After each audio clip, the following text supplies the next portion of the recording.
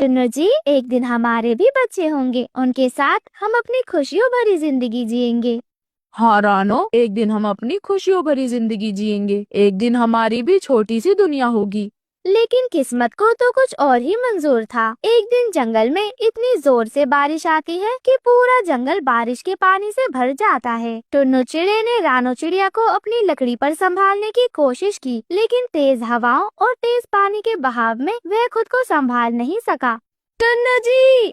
रानो ने देखा कि टुन्नू चिड़ा पानी में बह चुका था। उसकी छोटी छोटी आंखों से मोती जैसे आंसू गिरने लगे। वह चीख रही थी, मगर वह कुछ कर भी नहीं सकती थी। उसका छोटा सा दिल टूट गया था, क्योंकि उसका प्यारा टुन्नू उससे शायद हमेशा के लिए दूर चला गया था। ऐसे ही रानो चिड़िया को दुख भरी जिंदगी जीते हुए कुछ महीने बीत जाते हैं। एक दिन रानो चिड़िया को एक पेड़ के नीचे एक सुरक्षित जगह मिलती है, जहाँ पर वह अपने नए अंडे देती है। रानो चिड़िया का दिल दुख से भरा हुआ था, लेकिन अब वह अपने बच्चों के लिए जीना चाहती थी। ऐसे ही धीरे धीरे दिन बीतते जाते हैं और उसके अंडों में से दो छोटे छोटे प्यारे प्यारे बच्चे जन्म लेते हैं। वह उनका नाम गुड़िया और कुकू रखती है। रानो चिड़िया अपने दोनों बच्चों को देखकर थोड़ा सा मुस्कुरा देती है, जैसे उसकी जिंदगी की एक नई शुरुआत हो गई हो। रानो चिड़िया अपने दोनों बच्चों को प्यार से देखते हुए कहती है, तुम दोनों मेरी जिंदगी हो, चाहे आंधियां आए या फिर तूफान। तुम्हारी माँ हर कदम पर तुम्हारे साथ खड़ी रहेगी। तुम तो मेरी ताकत हो, मेरा गर्व हो। जब तक मैं जिंदा हूँ, तुम्हें मैं कभी किसी भी दुख का एहसास नहीं होने दूंगी। तुम्हें कुछ नहीं होने दूंगी मैं।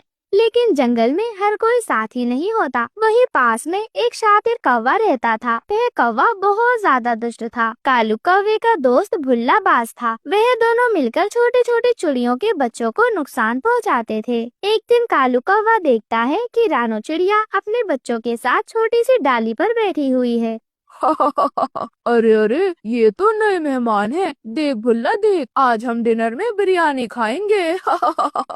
हाँ हाँ कालू, आज तो कमाल का दिन है। छोटी सी चिड़िया और उसके नन्हे मुन्ने बच्चे, बिल्कुल बेबस और कमजोर। ये तो जैसे हमारे लिए ताजा ताजा शिकार है। आज की रात तो शानदार होगी। एकदम राजाओं महाराजाओं जैसे दावत उड़ाएंगे हम।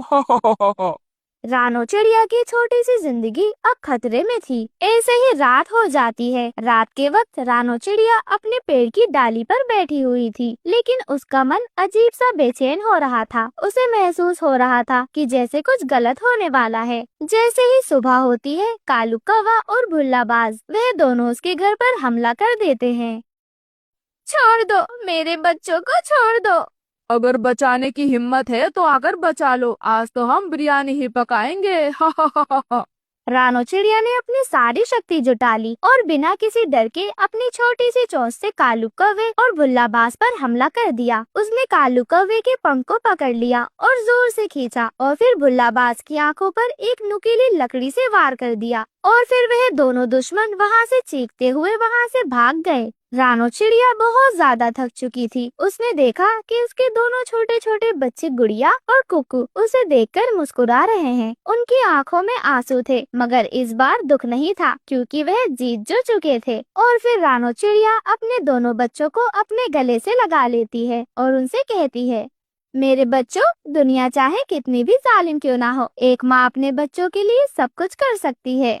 वह दुष्ट कालू कौवा और भुल्ला बाज वह दोनों जाकर झाड़ियों के पीछे छुप जाते हैं। तभी कालू कौवा गुस्से में कहता है, ये छोटी चिड़िया कैसे जीत गई? ये तो एकदम नामुमकिन है। हमें ऐसे इसे अंडर एस्टिमेट नहीं करना चाहिए था। पर तू याद रखना कालू, ये कहानी अभी खत्म नहीं हुई है। दुनिया चाहे कितनी भी जालिम क्यों ना हो, एक माँ अपने बच्चों के लिए सब कुछ कर सकती है। ये कहानी हमें ये सिखाती है कि जिंदगी कितनी भी मुश्किल क्यों ना हो, माँ की ममता और उसकी शक्ति हमें हर चीज से जीत दिला सकती है।